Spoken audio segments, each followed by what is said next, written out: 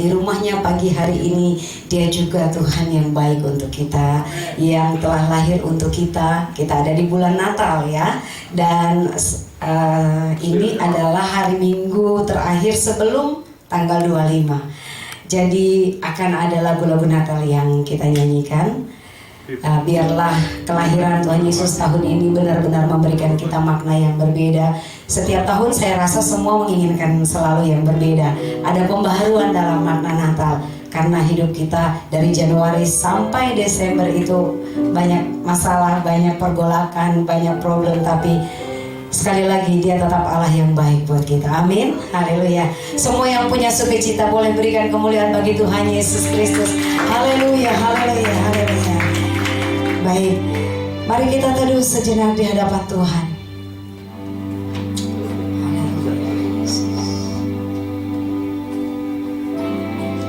Haleluya. Amin. Haleluya. Dia Allah yang membawa kabar sukacita bagi kita semua. Amin. Joy to the world, lagu pembuka untuk kita pada minggu ini. Dan biarlah kita semua sungguh-sungguh merasakan sukacita yang Tuhan bawa ke dalam dunia ini, seperti yang diberitakan kepada para gembala penerima berita pertama. Haleluya.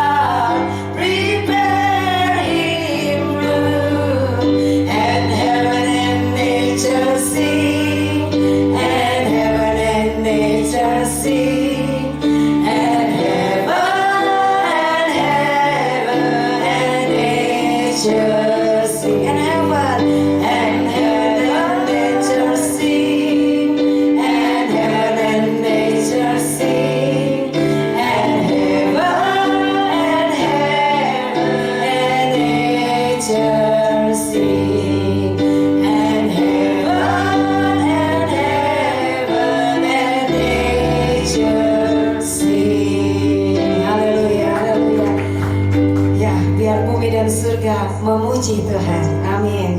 Setiap pujian yang kita naikkan tentunya berdasar kepada kebaikan Tuhan, berdasar kepada apa yang kita alami. Tak lupa satu, berdasar kepada pengorbanannya yang luar biasa buat kita. Nyawa sudah Dia berikan buat kita. Haleluya. Seperti biasa sebelum doa pembukaan, mungkin ada yang dapat ayat emas minggu ini mau disampaikan, di-share. Ada? Saya berikan kesempatan buat yang menyiapkan ayat emas yang Tuhan taruh di hatinya, yang paling di bold, di underline, italic semua. Pokoknya Tuhan taruh. Saya punya, kalau belum ada saya punya. Saya belum baca tema yang terima kasih, tapi di hari Selasa malam saya dapat ayat itu, dan pada hari Rabu saya sempat kirim ke Pastor Dan. Ayatnya berbunyi demikian dari Matius 6 ayat 14 dan 15. Karena jikalau kamu mengampuni kesalahan orang, Bapamu yang di surga akan mengampuni kamu juga. Tetapi jikalau kamu tidak mengampuni orang, Bapamu juga tidak akan mengampuni kesalahanmu. Wow, ayat ini bicara cukup keras. Tapi ternyata kan temanya juga berkat dari pengampunan ya. Aduh, luar biasa. Saya bilang Tuhan terima kasih ya. Waktu terima flyer temanya itu, saya tahu tidak ada yang kebetulan di dalam Tuhan. Dia sudah kasih ini bicara tegas sejak hari Selasa malam. Dan ternyata hari Minggu ini saya mau mendengar penegasan dari firman Tuhan oleh hambanya Pastor Emma Rosling. Berikan kemuliaan bagi Tuhan kita. Menyusul kalau masih ada? Kalau masih ada? Tidak ada? Oke, mari kita buka ibadah kita dengan doa. Bapa kami di dalam surga, kami mengucap syukur, sungguh Engkau Allah yang sungguh nyata dalam kehidupan kami. Apapun Tuhan di dalam kehidupan kami, Engkau selalu ada. Kami percaya Engkau tidak dibatasi oleh ruang, waktu, dan jarak, atau apapun itu Tuhan. Engkau sungguh Allah yang maha hadir. Setiap kami yang datang Tuhan membawa mungkin persoalan, permasalahan dalam hidup sekecil apapun itu Tuhan. Jika itu menghalangi ibadah kami pagi ini, kami mau menyerahkannya di hadapan Tuhan. Kami mau melepaskannya di hadapan Tuhan, termasuk pengampunan. Kami mau memberikan pengampunan bagi orang-orang yang sempat menggelisahkan hati kami, membuat hidup kami terganggu dengan mungkin ocehan mereka, omongan mereka, perbuatan mereka, fitnahan mereka di belakang kami. Tapi Tuhan, biarlah Tuhan, kami juga memperoleh pengampunan daripadamu ketika kami memberikan pengampunan bagi mereka. Dan biarlah pengampunan ini membawa kami lebih dalam untuk memuji, menyembah Engkau, terlebih lagi dimampukan untuk melakukan kebenaran firman-Mu yang sebentar akan dibagikan oleh hamba-Mu Pastor Emma Rosling. Terpujilah Engkau Allah dalam ibadah ini dari awal, pertengahan, hingga akhirnya. Di dalam nama Tuhan Yesus, kami yang mengampuni, kami yang beribadah, kami yang mencintai Tuhan. Sama-sama katakan amin. Haleluya, haleluya, haleluya. Ya, haleluya. Kalau Tuhan sudah persiapkan kita dengan pengampunan, lepaskan pengampunan itu.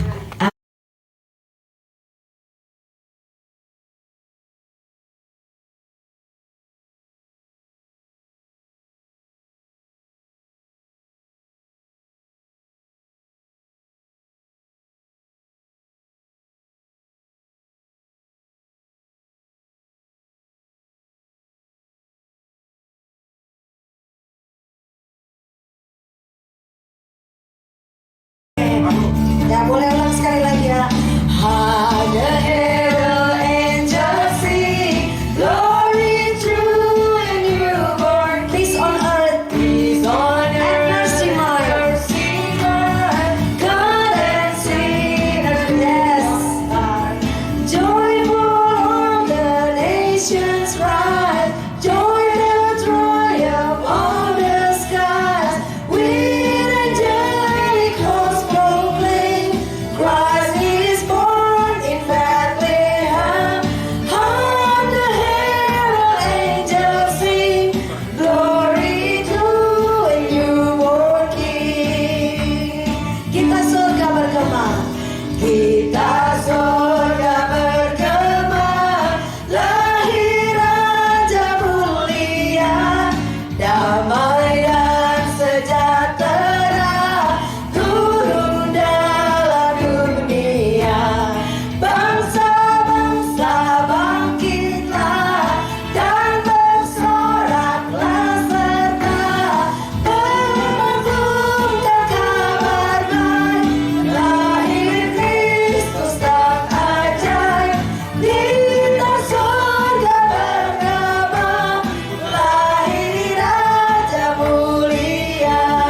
Kita surga bergema, kita surga bergema, lahir Raja mulia, damai dan sejahtera turun dalam dunia. Amin. Bangsa-bangsa bangkitlah dan bersoraklah serta mengumumkan kabar baik, lahir Kristus tak ajaib. Kita surga, yes, lahir Raja mulia. Kita surga bergema, lahir Raja mulia. Kita surga bergema, lahir Raja mulia. Haleluya, haleluya. Sudah sampai sepertinya sukacita Natal ke setiap kita. Amin. Kita surga bergema. Jadi teringat ayat hafalan zaman sekolah minggu, Lukas 2 ayat 14, kemuliaan bagi Allah di tempat yang maha tinggi dan damai sejahtera di bumi di antara manusia yang berkenan kepadanya. Amin, amin, haleluya, haleluya. Dengan segera kita akan siapkan hati kita untuk menyembah Tuhan dan untuk diisi oleh kebenaran firman Tuhan. Kita mau menyatakannya melalui lagu yang mengatakan Engkaulah Tuhan. Haleluya.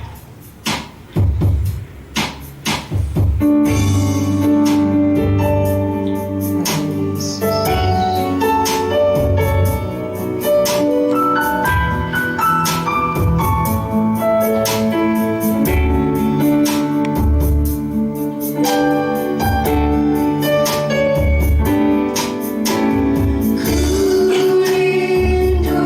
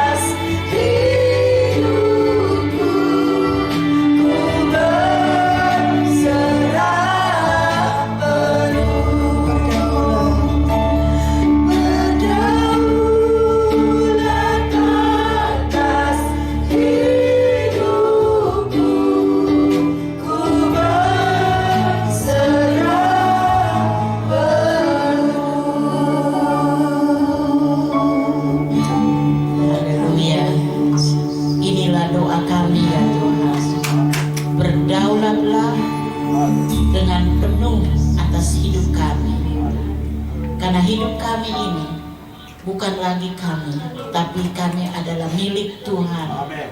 Engkau sudah membayar dengan harga yang mahal waktu Engkau tergantung di kayu salib. Dan kami sudah ditebus oleh darah-Mu yang mulia itu. Kami sudah menjadi anak-anak-Mu. Oleh sebab itu ya Tuhan, berdaulatlah dengan penuh atas hidup kami. Dan pagi ini waktu kami akan mendengarkan kebenaran firman-Mu, berfirmanlah bagi kami, karena kami siap untuk mendengarkan firman-Mu, dan kami juga siap untuk melakukan firman-Mu. Dalam nama Tuhan Yesus kami sudah berdoa, dan semua yang percaya katakan amin. Amin. Silakan duduk kembali. Haleluya. Puji Tuhan. Saya senang sekali bisa menghadiri ibadah di sini lagi yang kedua kali ya. Amin. Mungkin saudara tanya, di mana Pastor Denny? Pastor Denny khotbah di CCC, jadi saya khotbah di sini. Haleluya. Puji Tuhan. Lalu mungkin ada yang tanya lagi, di mana Pastor Ora? Gak kelihatan Pastor Ora ya. Tapi mungkin beliau kurang enak badan, jadi masih istirahat aja di rumah ya. Kita doa supaya Tuhan tolong semua sehat di menjelang Natal ini ya. Amin. Hari ini kata Ibu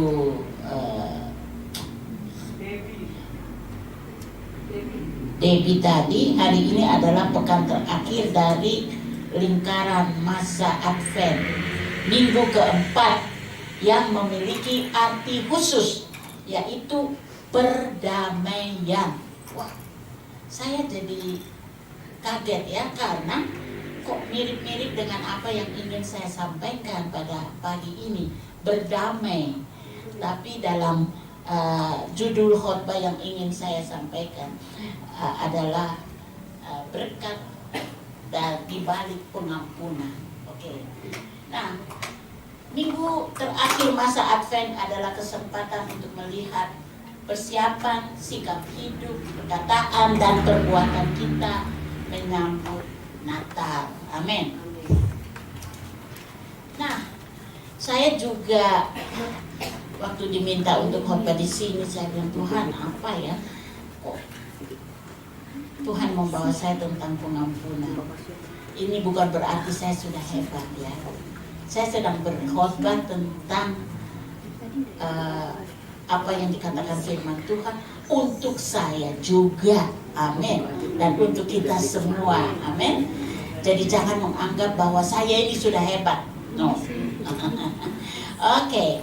Kita semua pernah disakiti atau pernah menyakiti seseorang, baik secara sadar atau tidak sadar.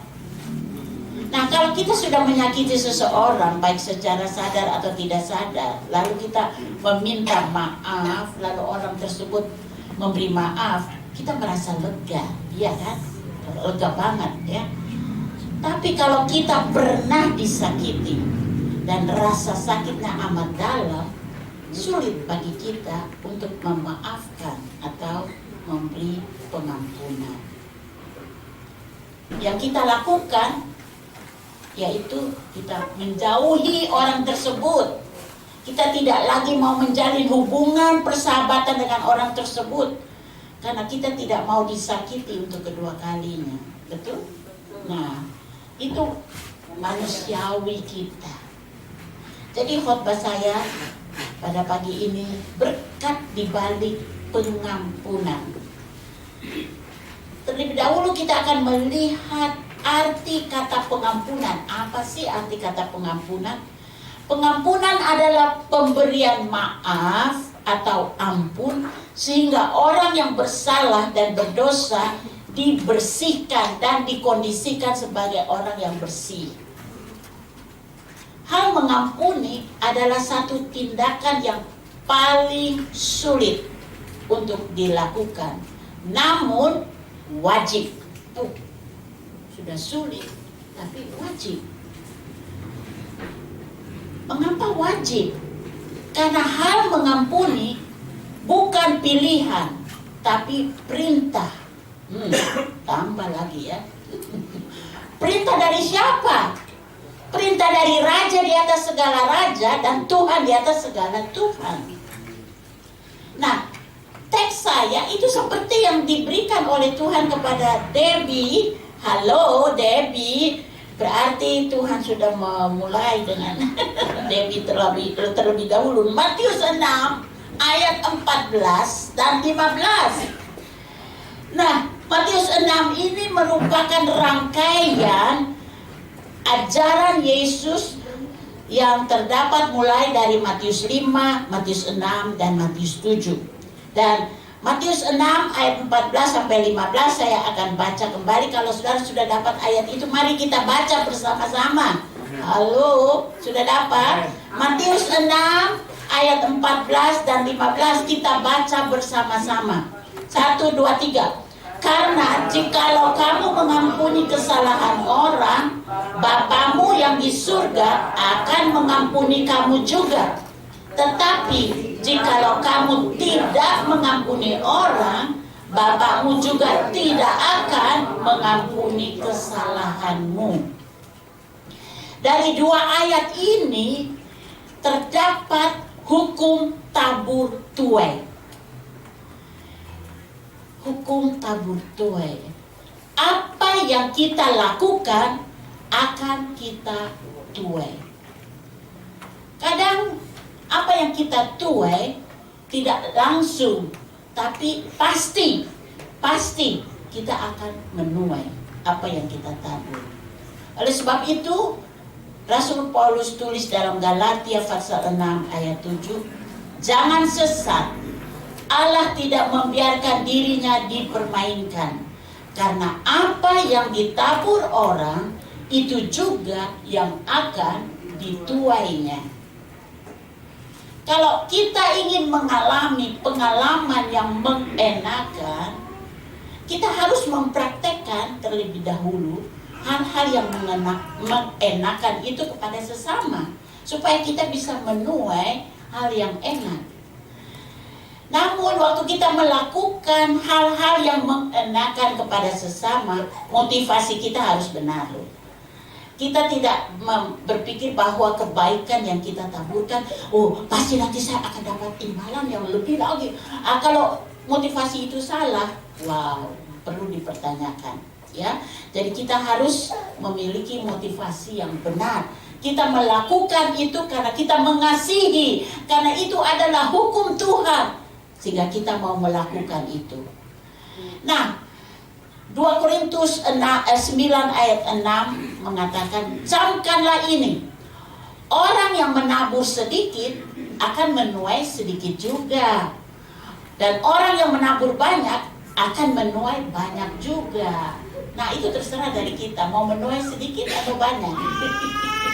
Ya, kalau kita mau dapat sedikit, tabur sedikit. Tapi kalau kita mau dapat banyak, tabur banyak. Wah, itu kata firman Tuhan ya. Nah, dalam hukum tabur tuai ini, kita tidak bisa bersikap munafik. Karena Tuhan melihat, menilai hati kita.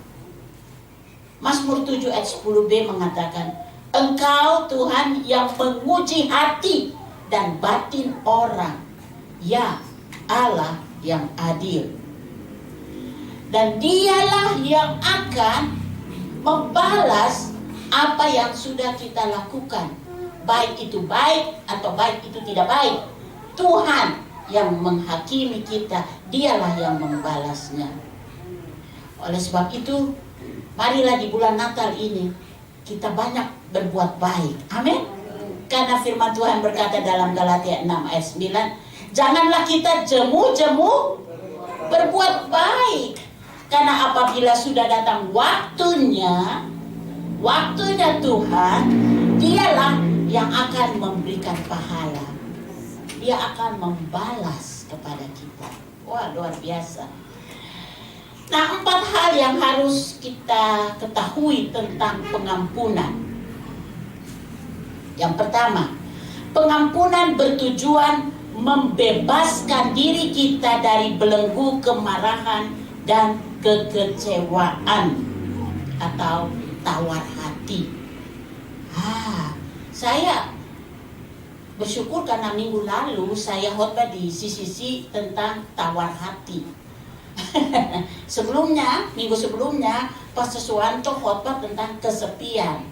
Jadi kata Pastor Suwanto, ya kesepian dengan tawar hati itu adik kakak. Oke, tawar hati. Saya yakin kita semua pernah tawar hati, betul atau tidak? Ya, menjalani dunia ini dengan berbagai macam masalah, seringkali kita jadi tawar hati. Dan tawar hati itu penyebabnya karena masalah yang kita alami tidak selesai-selesai. Sudah berdoa, sudah mungkin berpuasa, tapi kok masalah ada aja. Akhirnya tawar hati, ya, tawar hati. Apalagi, nanti kita lihat kemudian itu tawar hati itu menjadi jerat iblis untuk membuat kita lemah. Oleh sebab itu kita harus berdoa, Tuhan, aku gak mau tawar hati. Karena itu menjadi seperti sakit kanker dalam tubuh kita. Jangan izinkan tawar hati mengganggu hati kita dan hidup kita. Jadi tujuan utama dari pengampunan adalah agar kita bisa berjalan ke depan dalam harapan, dalam kasih, dalam damai, dalam pengampunan, dan bukan dibelenggu untuk berjalan maju ke depan. Pengampunan juga perlu diberikan bagi diri sendiri. Mengapa? Karena seringkali pikiran kita membuat kita terbelenggu, mengingat, memikirkan kesalahan orang yang sudah dilakukan untuk kita. Mungkin saudara pikir, kok bisa? Ya. Kita menghadapi hal-hal yang tidak mengenakan itu, mungkin karena orang sudah menyakiti kita, membuat kita jadi tawar hati, membuat kita jadi stres, dan itu terus dipikir-pikir. Itu seperti waktu bangsa Israel menghadapi Goliat, si raksasa itu. Si raksasa Goliat itu selama 30 hari, pagi dan petang, Goliat itu keluar untuk menghina Allahnya bangsa Israel dan membuat bangsa Israel menjadi ketakutan sehingga mereka lari. Seringkali kekecewaan, tawar hati, kepahitan, kebencian, kemarahan itu menjadi seperti Goliat yang pagi, siang, malam mengusik pikiran kita. Betul atau tidak? Jadi kita jadi pikir, iya ya, dia itu kesel banget. Ya. Dan itu mengganggu kita, membuat kita jadi kecewa, membuat kita jadi tidak bersemangat. Karena pikiran kita harus berdoa supaya Tuhan memulihkan kita juga, pikiran kita ini. Itu sebab Tuhan mengatakan dalam firman-Nya, pikirlah hal-hal yang baik tentang orang, pikirlah hal-hal yang positif tentang orang. Walaupun dia sudah berbuat jahat kepada kita, pasti ada kebaikan walaupun sedikit. Pikirkan itu. Isilah pikiran kita dengan hal-hal yang positif, bukan hal-hal yang negatif. Karena kita nggak akan maju kalau kita terus pikir yang negatif. Kita harus pikir yang positif. Jadi pengampunan bertujuan membebaskan diri kita dari belenggu kemarahan, kekecewaan, dan tawar hati. Hal yang kedua, keputusan untuk mengampuni. Jadi ini hal yang perlu kita ketahui tentang pengampunan, ya. Keputusan untuk mengampuni adalah langkah pertama menuju penyembuhan emosi kita. Jadi agar emosi kita bisa disembuhkan, marilah kita mengampuni. mengampuni, melakukan hal ini, itu bukan hal yang mudah. Betul atau tidak? Dia sudah sakitin saya, mau mengampuni dia, tunggu dulu deh, sabar. Sampai Tuhan datang nggak diampuni. Iya betul. Memang itu sesuatu yang sulit untuk dilakukan. Tetapi kita mengampuni bukan dengan kekuatan kita. Kita harus minta kekuatan dari Tuhan untuk memampukan kita bisa mengampuni orang yang sudah bersalah kepada kita. Berilah ruang dalam hati kita agar kita bisa menjadi sembuh waktu kita mendoakan orang yang sudah menyakiti hati kita. Mohon berkat kepada mereka. Oh Tuhan, tolonglah. Saudara pikir saya khotbah ini saya nggak pernah mengalami. Saya sampai hari ini masih berdoa. Tiap pagi saya menyebut nama orang itu yang sudah menyakiti hati saya. Dan saya berdoa, Tuhan berkatilah dia. Itu saja yang saya doakan.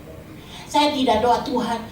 Waktu saya berdiskusi dengan salah satu jemaat, dia itu setia banget di gereja. Lalu waktu saya berdiskusi dengan dia dan saya tanya bagaimana pendapat Bapak tentang orang yang sudah melakukan kesalahan, menyakiti hati Bapak. Dia bilang, oh saya akan berdoa, Tuhan hukum dia. Kaget saya, hukum dia. Aduh, apa yang firman Tuhan katakan Pak? Tuhan bilang, mohon berkat. Wah, tapi Bapak itu dengan spontan bilang, Tuhan hukum dia. Kira-kira Tuhan dengar gak doa itu? Saya pikir Tuhan gak dengar ya. Karena Tuhan ajar kita untuk mendoakan berkat. Coba kita baca di Lukas pasal 2. Lukas pasal 2 ayat 27. Lukas pasal 2 bukan Lukas pasal 2, Lukas pasal 6. Lukas pasal 6 ayat 27. Coba kita baca bersama-sama ayat ini ya. Lukas pasal 6 ayat 27. Tetapi kepada kamu yang mendengarkan aku, ini kata Yesus ya, aku berkata, kasihilah musuhmu, berbuatlah baik kepada orang yang membenci kamu. Aduh Tuhan, ini mah sulit banget ya. Tapi ini kata Tuhan ya. Mintalah berkat bagi orang yang mengutuk kamu. Berdoalah bagi orang yang mencaci kamu. Barang siapa menampar pipimu yang satu, berikanlah juga kepadanya pipimu yang lain. Dan barang siapa yang mengambil jubahmu, biarkan juga ia mengambil bajumu. Wow, ini perintah Tuhan ini rasanya sulit banget untuk kita praktekkan, betul atau tidak? Tetapi ini yang Tuhan minta. Jadi agar kita bisa terbebas dari rasa sakit, rasa benci dan marah, mari kita berdoa untuk orang yang sudah menyakiti kita dan mohon berkat. Gak usah doa kepada Tuhan dan sebut semua kesalahan dia, Tuhan juga tahu lah. Betul kan? Kalau kita terus-terus sebut dia punya kesalahan, kita bagaimana dengan kita? Kita juga pernah buat kesalahan. Betul? Yang patut kita lakukan, doa saja. Tuhan berkatilah si A, si B, si C. Itu saja. Karena itu perintah Tuhan. Tuhan. Oh, haleluya. Oke, mau lanjut lagi. Lanjut. Oke. Pengampunan yang ketiga, pengampunan membuat para murid Kristus berbeda. Karena pengampunan adalah bagian dari kehendak Allah. Kalau kita sudah menjadi anak-anak Allah, kita harus berbeda dengan orang dunia. Amin. Jangan kita sama dengan orang dunia. Lalu bilang, aku akan tidak mau berbaik dengan dia sampai 7 turunan. Itu kata orang dunia. Tapi anak Tuhan beda. Kita harus selalu menjalin hubungan persahabatan dan memberikan pengampunan agar hati kita menjadi lega. Kita bebas menikmati berkat yang Tuhan sudah sediakan bagi kita. Yang keempat, pengampunan bukan one time experience. Matius 18 ayat 21 sampai 22, mari kita baca bersama-sama. Matius 18 ayat 31 sampai 32 ya. Matius 18, semua sudah dapat? Oke? Saya buka kok di Markus. Matius no. Oke, Matius 18. Kalau saudara sudah dapat, bilang amin. Amin. 18. Ini dia. Kita baca dari ayat 21. Kemudian datanglah Petrus dan berkata kepada Yesus, "Tuhan, sampai berapa kali aku harus mengampuni saudaraku jika ia berbuat dosa terhadap aku? Sampai 7 kali?" Yesus berkata kepadanya, "Bukan, aku berkata kepadamu, bukan sampai 7 kali, melainkan sampai 70 kali 7 kali." Waktu saya membaca ayat ini sebelumnya, saya pikir, waduh, berarti setiap 490 orang yang bersalah kepada saya harus beri maaf. Tapi dalam hidup ini, apa saya bisa kenal ada orang yang sudah bersalah kepada saya sebanyak 490 kali? Tidak mungkin. Tapi kenapa Tuhan tulis seperti itu?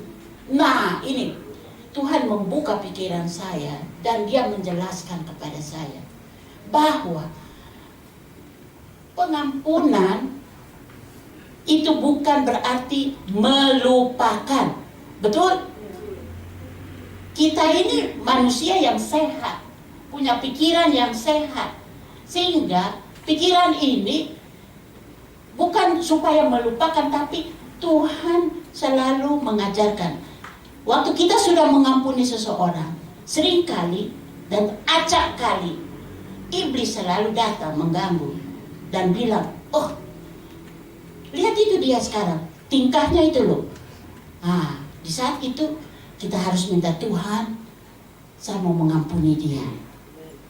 Jadi tiap kali iblis mengganggu kita, kita akan mengatakan, "Aku mau mengampuni dia, aku mau mengampuni dia." Itu akan terus berulang kali seperti Goliat tadi itu, yang datang pagi dan petang. Mungkin pikiran itu bukan datang pagi dan petang aja, pagi, siang, malam, mau tidur sampai gak bisa tidur karena pikiran itu terus mengganggu. Nah, kita harus terus minta, "Tuhan, aku mau mengampuni dia." Dan itu mungkin sampai 490 kali, mungkin kurang dari itu. Jadi saudara mengerti maksud dari ayat ini? Karena seringkali ayat itu atau pikiran itu mengganggu kita. Dan setiap kali itu mengganggu kita, kita harus mengatakan, "Tuhan, tolong saya mau mengampuni dia." Amin. Dengan demikian kita terbebas. Saya mau mengampuni dia. Kalau pikiran itu datang lagi dan ganggu kita, kita bilang, "Tuhan, tolong saya mau mengampuni dia." Nah, hitung saja, sudah berapa kali? Sudah sampai 490? Mungkin belum, baru 100 ya. Nah, itu arti yang Tuhan mau untuk kita mengampuni 70 kali 7. Wow. Luar biasa firman Tuhan. Ternyata indah. Bukan dengan kekuatan kita, tetapi dengan kekuatan yang dari Tuhan. Memang keputusan untuk mengampuni tidak pernah menjadi hal yang mudah. Tapi dengan kasih Kristus, Dia akan memampukan kita untuk bisa mengampuni orang yang bersalah kepada kita.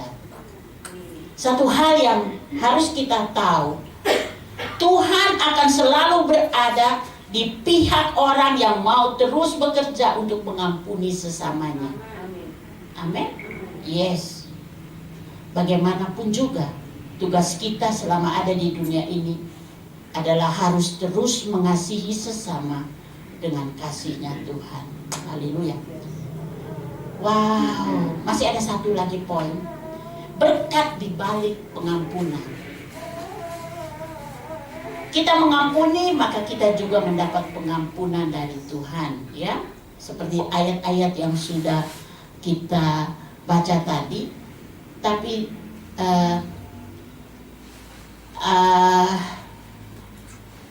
saya yakin semua kita hafal doa Bapa Kami. Dalam doa Bapa Kami dikatakan apa? Ampunilah kami apabila kami sudah mengampuni orang yang bersalah kepada kami. Ini berarti kita harus mengampuni dahulu, baru kita beroleh pengampunan dari Tuhan. Karena doa Bapa Kami ini ditujukan atau harus dilakukan oleh anak-anak Tuhan, bukan untuk orang berdosa, ya. Untuk anak-anak Tuhan. Karena kita memulai doa ini dengan ucapan Bapa Kami. Berarti kita sudah menjadi anak-anak Bapa di surga, sehingga kita bisa mengucapkan doa ini, Bapa Kami yang di surga. Jadi kita sudah diampuni oleh Tuhan, kita sudah disucikan oleh Tuhan. Lalu kita diajarkan menaikkan doa ini karena Tuhan tahu dalam perjalanan hidup kita seringkali kita disakiti. Sehingga doa ini begitu indah. Ampunilah kesalahan kami seperti kami sudah mengampuni orang yang bersalah kepada kami. Wow, ternyata firman Tuhan sungguh indah, luar biasa. Jadi Tuhan mau kita mengampuni dulu, barulah waktu kita mohon Tuhan mengampuni kita, Dia akan mengampuni kita. Itu hukum yang Tuhan berikan.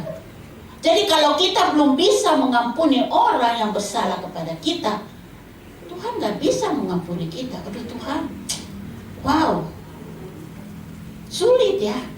Tapi itu perintah Tuhan. Bahkan Tuhan bilang kalau hal berkat dari pengampunan, di balik pengampunan, ibadah kita akan berkenan kepada Tuhan kalau kita mengampuni terlebih dahulu. Matius 5 ayat 23 sampai 24. Sebab itu jika engkau mempersembahkan persembahanmu di atas mezbah dan engkau teringat bahwa saudaramu sakit hati terhadap engkau, tinggalkanlah persembahanmu di depan mezbah itu dan pergilah berdamai dahulu dengan saudaramu, lalu kembali untuk mempersembahkan persembahanmu itu.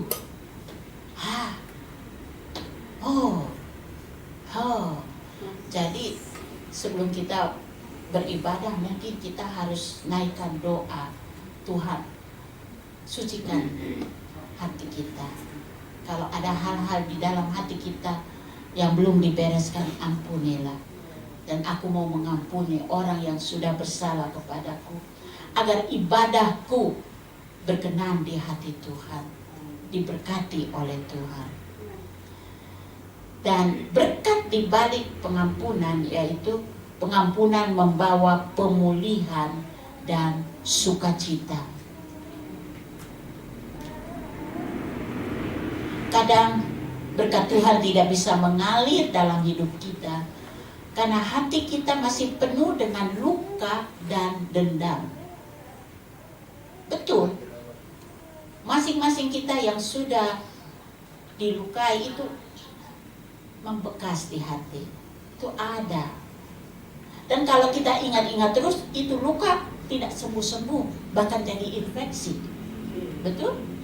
Jadi kita harus minta Tuhan, sembuhkanlah luka di hati saya ini.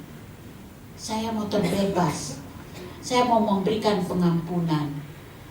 Jadi pengampunan bukan saja kita membebaskan orang lain, tetapi juga membebaskan diri kita sendiri, sehingga kita menjadi sehat secara rohani, agar apa yang kita lakukan itu menyenangkan hati Tuhan. Haleluya. Contoh dari firman Tuhan, Yusuf sudah diperlakukan dengan tidak adil oleh saudara-saudaranya. Yang saya heran, kok saudara-saudaranya keroyok dia. Tidak ada yang mau membela dia, semua keroyok dia dan menjual dia. Tapi Tuhan membuat segala sesuatu indah pada waktunya. Waktu Yusuf mau memberikan pengampunan kepada saudara-saudaranya. Dan Tuhan menjadikan Yusuf orang kedua di Mesir. Luar biasa. Berkat Tuhan akan Tuhan limpahkan kepada mereka yang mau mengampuni. Wow, luar biasa. Satu hari kelak kita semua akan berdiri di hadapan takhta pengadilan Kristus untuk memberi pertanggungan jawab atas hidup kita selama kita di dunia ini. 2 Korintus 5 ayat 10 mengatakan, sebab kita semua harus menghadap takhta pengadilan Kristus, supaya setiap orang memperoleh apa yang patut diterimanya sesuai dengan yang dilakukannya dalam hidupnya ini, baik ataupun jahat. Haleluya. Saya akan mengakhiri khotbah saya dengan sebuah cerita tentang kekuatan pengampunan. Ada seorang wanita berkulit hitam yang telah tua dan lemah. Dengan perlahan wanita tua ini berdiri di suatu ruangan pengadilan di Afrika Selatan. Umurnya mungkin 70 tahun. Oh, saya juga sudah 70 ya. Ya, mungkin dia 80-an ya. Tapi di wajahnya tergores penderitaan yang dialaminya bertahun-tahun. Dan di depan wanita Afrika ini duduk terdakwa Mr. Van der Broek. Ia telah dinyatakan bersalah karena telah membunuh anak laki-laki dan suami wanita berkulit hitam tersebut.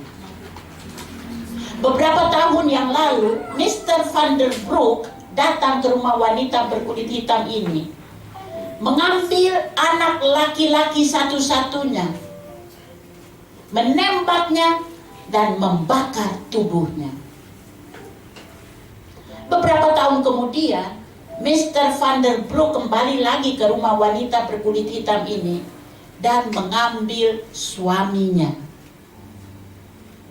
Selama 2 tahun, wanita tua ini tidak tahu berita tentang suaminya.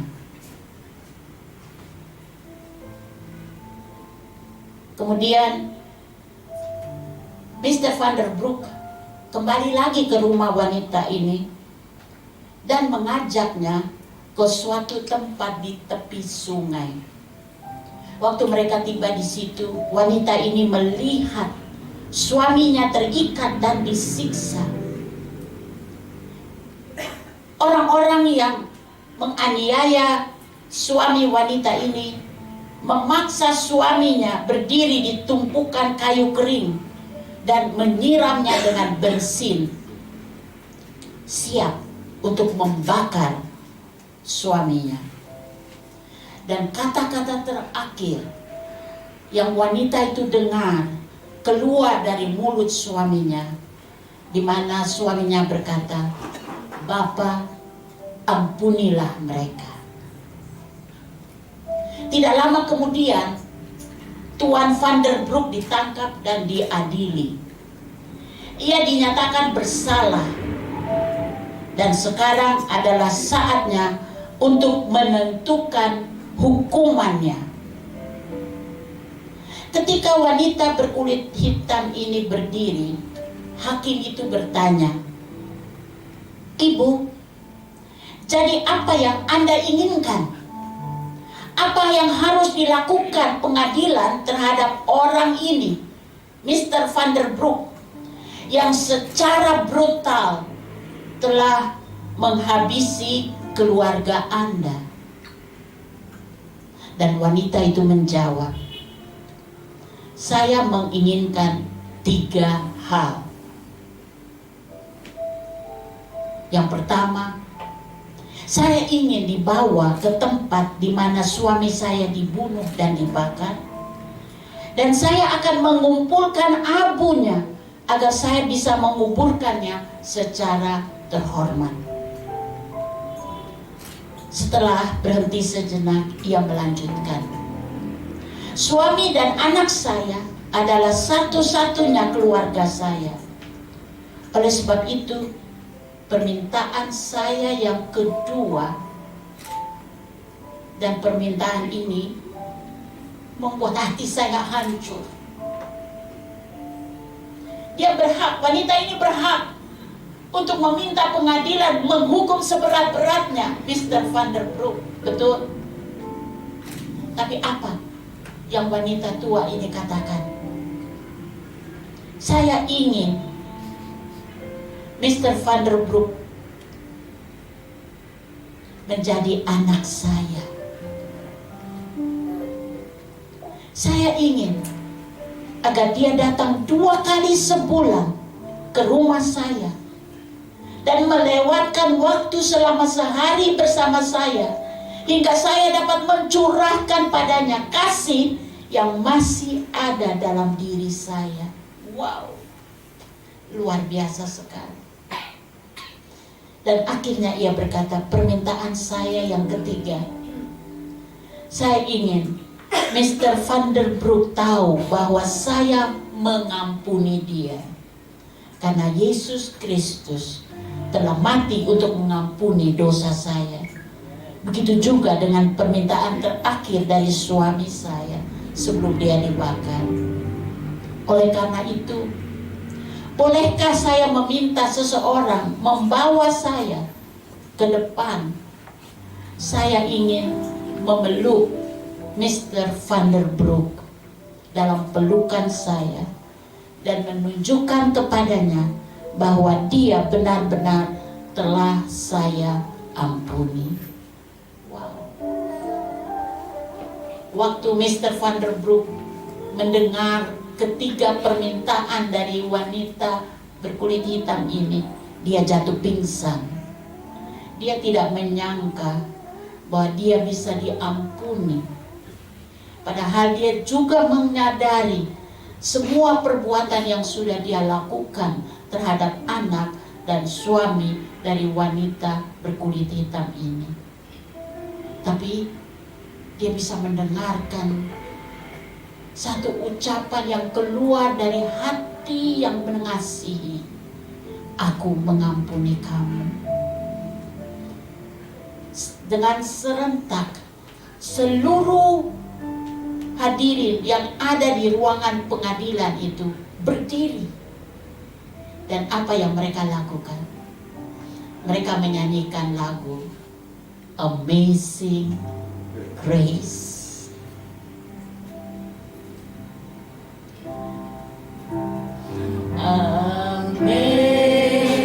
Amazing grace, how sweet the sound that saved a wretch like me. I once was lost, I once was lost, but now I'm found. 'Twas thine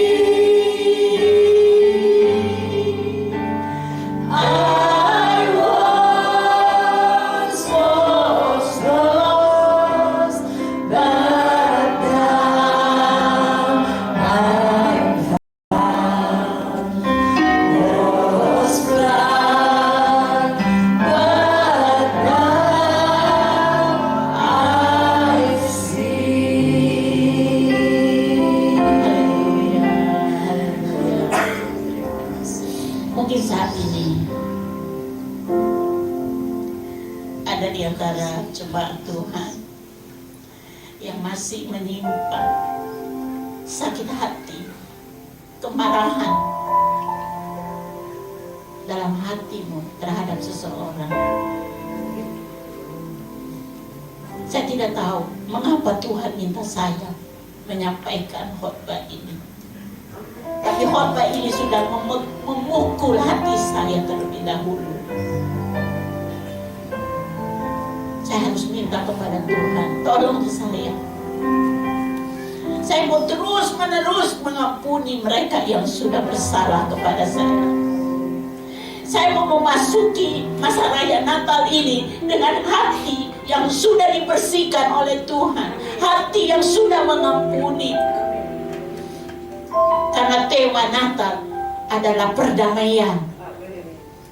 Kita mau berdamai dengan mereka yang sudah menyakiti kita. Apapun kesalahan yang sudah mereka lakukan, mungkin kesalahan yang orang melakukan kepada kita tidak seperti wanita yang berkulit hitam ini terhadap Mr. Van der Broek ini. Tetapi kalau dia bisa memberikan pengampunan, bagaimana dengan kita? Amin. Marilah kita minta dari Tuhan. Tuhan, aku mau mengampuni dia. Memang dia sudah menyakiti aku. Hati ini sakit tiap kali mengingatnya. Tapi tiap kali mengingatnya, aku mau mengatakan, Tuhan tolong saya mau mengampuni dia. Amin. Dengan demikian, dengan waktu juga lah yang akan menolong kita untuk bisa mengampuni dengan sepenuhnya. Kita mau mengampuni karena Tuhan sudah terlebih dahulu mengampuni kita.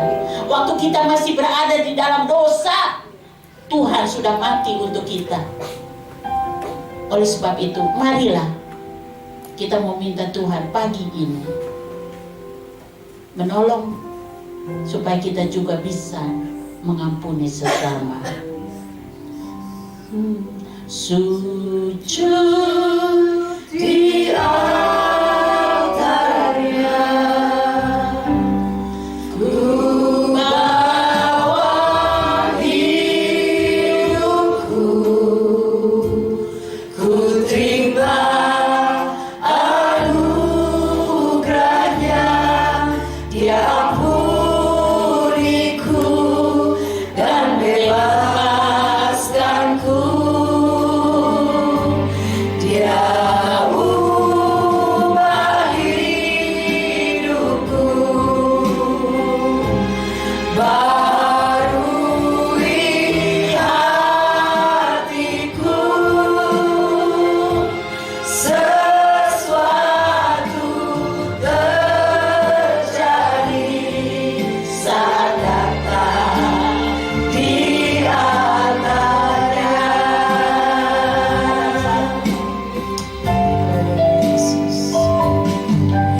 Bila hati terasa berat, tak seorang pun mengerti bebanku. Ku tanya Yesus, apa yang harus ku buat? Dia berfirman, mari datanglah. Haleluya. Dia selalu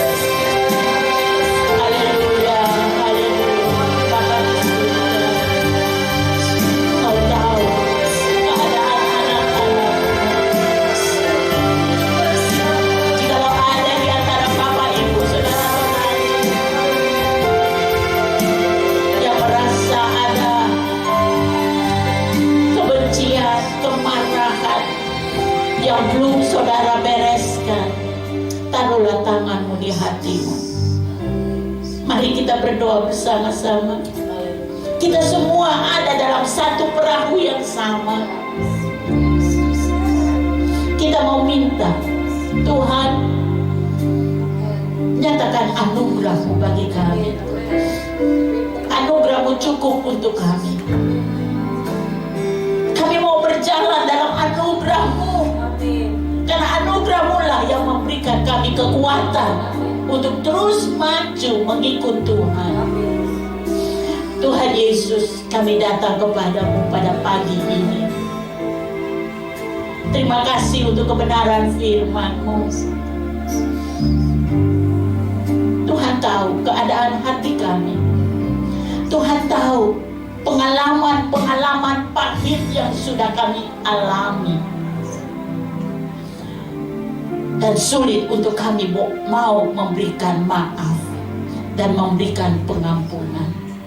Tapi pagi ini firman-Mu mengajar kami, memerintahkan kami untuk memberi pengampunan kepada mereka yang sudah bersalah kepada kami. Kami datang kepadamu, Tuhan. Kami mau mengampuni orang itu yang sudah bersalah kepada kami. Kami tidak mau kesalahan orang ini mengganggu pikiran saya. Saya mau melepaskan pengampunan kepadanya. Karena saya tahu Tuhan sudah mengampuni saya. Dan saya juga mau mengampuni orang yang bersalah kepada kami. Saya ingin agar kasih Kristus akan masuk mengalir dalam hatiku. Dan biarlah damai sejahtera dari Tuhan Yesus memenuhi hati dan pikiran saya, khususnya waktu saya memasuki masa raya Natal ini. Tidak ada lagi beban-beban, kemarahan, kepahitan yang mengganggu saya.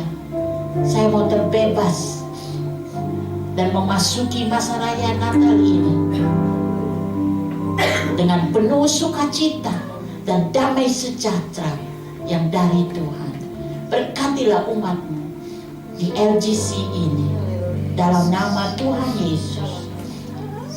Saya sudah berdoa. Haleluya. Amin. Amin. Tuhan Yesus memberkati kita semua. Berikan diri bagi Tuhan kita Yesus Kristus. Terima kasih Pastor Emma Roslim, taburan firman yang luar biasa. Tentu juga saya berharap ini menjadi kekuatan buat kita semua. Karena kita ada di sini juga melalui proses itu.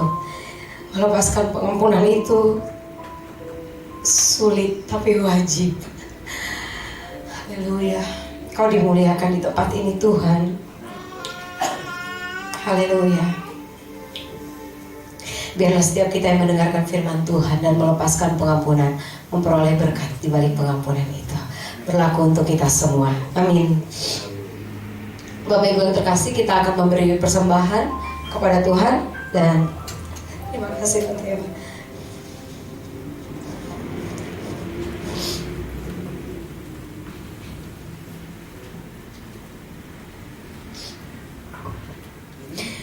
Mari kita siapkan hati kita untuk membawa persembahan, bukan hanya apa yang kita siapkan secara materi, tapi seluruh kehidupan kita. Bapa kami yang di surga, sungguh Engkau Bapa yang baik buat kami. Kami ini anak-anak-Mu Tuhan, sehingga kami dilayakkan untuk memanggil Engkau Bapa. Terima kasih ya Bapa.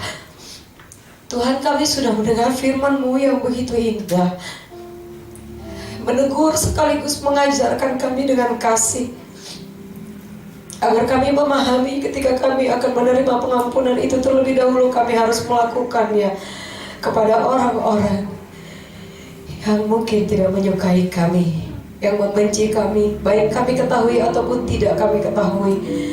Sekali lagi Bapa, terima kasih untuk firman pagi ini. Kuatkan langkah kami Tuhan untuk terus maju ke depan bersama dengan Engkau. Dan setiap pelayanan yang kami nyatakan, untuk kami buat untuk Engkau Tuhan, kemuliaan-Mu dinyatakan dimanapun kami melayani Engkau. Tuhan, pagi ini kami juga menyiapkan persembahan kami Tuhan. Kami tahu Engkau Allah yang kaya, Engkau tidak kurang Tuhan. Tapi apa yang kami berikan Tuhan, itu yang bisa menjadi bentuk kasih kami Tuhan dalam pekerjaan Tuhan di muka bumi ini. Berkatilah setiap kami yang menyiapkan, baik materi, uang kami, apapun Tuhan, waktu, ataupun pada saat kami belum bisa memberi semua itu Tuhan, setidaknya Tuhan kami datang untuk memberikan pengampunan Tuhan, melepaskan pengampunan. Terima kasih Tuhan, kami siapkan persembahan kami bawa kepada Bapa kami yang maha kaya. Dengan sukacita Tuhan kami mau memberi di hadapan Tuhan, dalam nama Tuhan Yesus. Semua yang siap memberi, mari sama-sama katakan amin. Haleluya. Kita angkat pujian Joy to the World.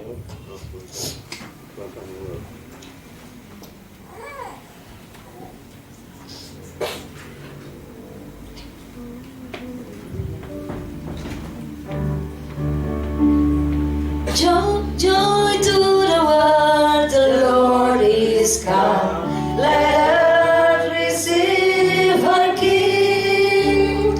Let every heart prepare Him room. And heaven and nature sing, and heaven and nature sing, and heaven and nature. Sekali lagi ya. Joy to the world, the Lord is come. Let earth receive her King. Let every heart prepare Him room. And heaven and nature sing, and heaven and nature sing, and heaven and nature sing. Haleluya. Haleluya. Diberkati semua yang memberi. Dan kita lanjutkan dengan mendengarkan pengumuman.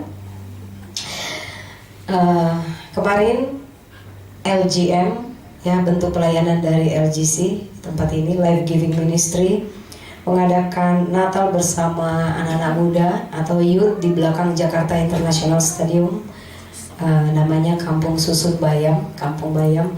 Di situ ada keluarga-keluarga yang biasa mulung di kota Jakarta, ya. Jadi sebelumnya kami selalu sebut bahwa itu pelayanan kepada pemulung, karena memang ya bisa dikatakan 90, 80 sampai 90% mereka adalah keluarga pemulung. Tapi luar biasa kesaksian dari hidup mereka, bahkan orang-orang yang tadinya belum percaya Yesus, pemimpin agamanya juga menyerahkan diri untuk ikut Tuhan Yesus. Itu luar biasa. Istrinya sudah dibaptis, keren pokoknya, luar biasa kesaksian mereka. Dan yang hadir juga tidak sedikit Bapak Ibu. Dari kami panitia, puji Tuhan semua komplit, Tuhan berikan kesehatan sehingga kemarin bisa hadir semua. Dan mereka juga banyak yang hadir. Kalau yang terhitung dari konsumsi kami bawa itu, yaitu bisa sekitar 60-an lebih kehadiran mereka. Masih ada juga orang dewasa dan anak-anak sekolah minggu yang tergabung di dalam situ. Walaupun kami Natalannya cuma dengan youth-nya saja, tapi ke depan kami ada kerjasama dengan mereka untuk melakukan pelayanan-pelayanan berikutnya. Jadi karena kemarin sudah dibuka dengan sambutan persaudaraan Lais Manekat. Kalau di Timor itu Bung David mengalungkan selimut Timor kemarin, tanda persaudaraan. Kalau di Ambon pela gandong ya Tante Ima ya. Jadi sudah kayak saudara kandung, sudah bergandengan dengan mereka. Biar kita berikan kemuliaan bagi Tuhan, agar nanti pelayanan-pelayanan ke depan banyak lagi jiwa yang bisa dijangkau untuk datang kepada Tuhan. Amin. Melalui kerjasama kita dengan Pondok Kasih, namanya di sana itu Pondok Kasih ya, Pondok Kasih, ada koordinatornya. Dan mereka anak Tuhan yang luar biasa, dari kecil sampai opa-oma itu semua antusias sekali untuk selalu beribadah di sana. Mereka punya jadwal-jadwal tertentu juga untuk ibadah. Dan selanjutnya Natal tanggal 25 Desember, Natal LGC diadakan di gedung PGI atau Gerau Ikumene di Salemba. Kalau ada yang belum tahu, seberangan dengan Karolus, dan sebelah sininya kanan kalau dari depan seberangan dengan RSCM ya, benar ya? Perempatan itu lampu merah, nah, dia sebelah kiri, dan sebelah persis gedung LAI, Lembaga Alkitab Indonesia ya tante. Iya, Geraha Oikumene jam 9 pagi. Jadi bukan di sini Natalannya ya. Bapak Ibu yang mau hadir silahkan tanggal 25 Desember jam 9 pagi di gedung PGI atau Geraha Oikumene. Oke, selanjutnya untuk choir di tempat ini nanti sore akan ada ikut lomba di Shanghai, di Old Shanghai di Sedayu City ya. Mari semangat semangat untuk berlatih sebentar, pakai waktu yang ada untuk berlatih dengan baik, karena di hari kita latihan ini, hari ini juga kita lomba, luar biasa. Laskar Kristus sekali itu tante. Oke, mungkin hanya itu aja pengumuman untuk siang hari ini. Terima kasih untuk kehadiran Bapak Ibu yang setia. Iya, minggu depan masih ada ibadah seperti ini lagi jam 9 pagi. Oh ya, saya yang baru atau ini ya, saya lihat ada yang baru datang bergabung, betul? Oh ya. Oke, dari sisi Ibu Merlin dan putranya, selamat datang, selamat beribadah. Terima kasih, Tuhan Yesus memberkati. Oh, ada lagi yang baru, 2 anak muda di belakang sana. Siapa Siapa namanya? Mas Musa dengan Mbak Alin. Oke, selamat datang di Life Giving Church, Mas Musa dan Mbak Alin. Nextnya kalau belum ada tempat ibadah yang ditentukan untuk tetap beribadah, bisa bersama dengan kami dalam satu keluarga LGC. Tuhan Yesus memberkati. Baik, kita akan menutup ibadah siang hari ini, dan saya kembalikan waktu sepenuhnya untuk Ibu Emma Roslim untuk doa penutup dan sekaligus doa berkat. Silakan.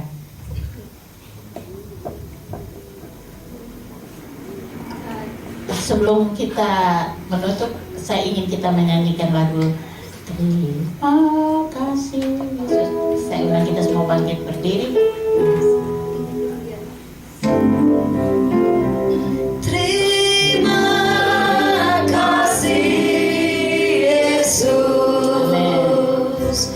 Terima kasih Yesus.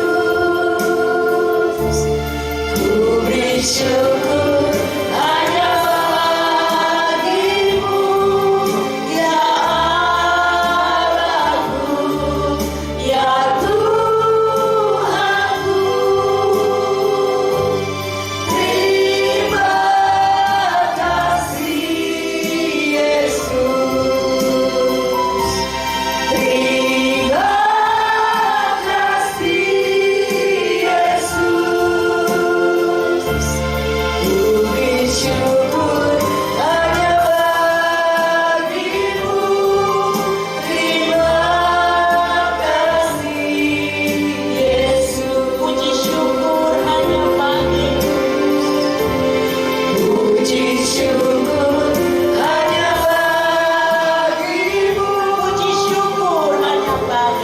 Puji syukur hanya bagimu. Terima kasih Yesus. Haleluya. Hanya pujian dan syukur kami naikkan ke hadirat-Mu. Kau sudah melayani kami dengan cara yang indah pada pagi ini dalam ibadah kami.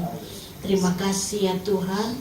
Dan sekarang kami akan tinggalkan tempat ini menuju ke rumah kami masing-masing. Kami mohon agar Tuhan menyertai kami dimanapun kami berada. Dan biarlah kebenaran firman-Mu yang sudah kami dengar dapat kami praktekkan dalam kehidupan kami sehari-hari, karena kami ingin menyenangkan hati Tuhan. Kami ingin melihat Tuhan tersenyum, melihat hidup kami yang mau taat kepada firman-Mu. Terima kasih ya Tuhan, dan kami berdoa mohon Engkau memberkati acara nanti sore di mana paduan suara akan tampil.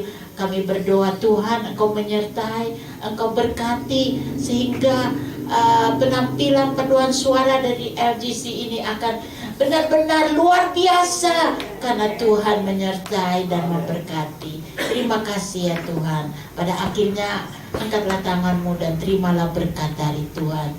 Kiranya anugerah dari Allah Bapa dan kasih sayang dari Tuhan Yesus Kristus serta kuasa Roh-Nya yang kudus itu akan memampukan kami untuk hidup berkenan di hati Tuhan mulai hari ini sampai Maranatha. Tuhan Yesus akan datang kembali dan semua yang percaya katakan amin.